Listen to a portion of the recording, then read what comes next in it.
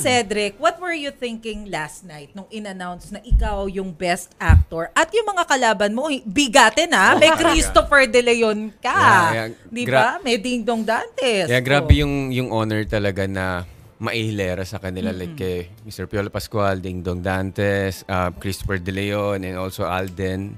Na grabe, na parang nung una pa lang pag may mga nagtatanong talaga sa akin, sa amin kasi sa theater talaga, hindi kami nagtatrabaho para lang makakuha ng awards. Kasi nga, mag-iiba yung mga proseso namin. And kami as a person, parang mas fame yung hinahabol namin. So, ako talaga, sabi ko rin kay Pepe na parang, and also, nung nabasa ko talaga yung script, December 2022, when I first read the whole script, sabi ko, if ever, na makukuha ko siya, sabi ko, it's not for my personal agenda.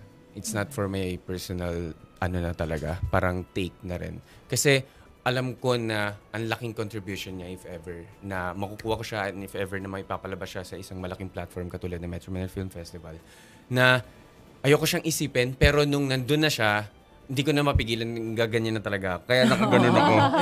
Kasi nung akit na ako sa stairs, hindi ko na mapigilan. Yung lumalamig yung katawan ko, tas ang hirap, as much as I want to thank everyone sa set natin, and makapagsabi ng mga personal pa na take, tinry kong gawin siya. Pero siguro yun yung masarap lang kasi yung genuine na pakiramdam during that moment na hindi mo naman alam na pwede ba siyang maulit.